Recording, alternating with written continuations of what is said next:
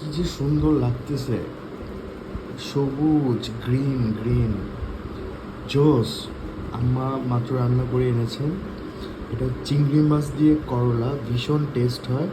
আর আরেকটা সবজি আছে মনে হয়, চিচিঙ্গা, মানে এবং চিচিঙ্গাটা আর করলাটা একই শেপে কাটা হয়েছে গোল গোল করে। এবং দেখেন চিংড়ি মাছটাও কিন্তু গোল কুচানো।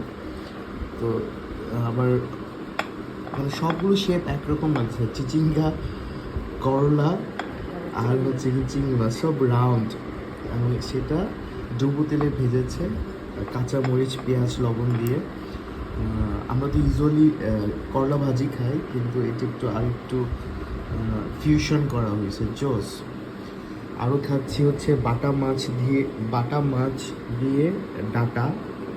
আর খাচ্ছি হচ্ছে গিয়ে চিংড়ি মাছ দিয়ে শাপলা। শাপলা আমাদের জাতীয় ফুল, কিন্তু সেটা খাওয়াও যায়, ভীষণ টেস্ট। সাদা ভাত আছে, আমি খাচ্ছি বাটা মাছ দিয়ে।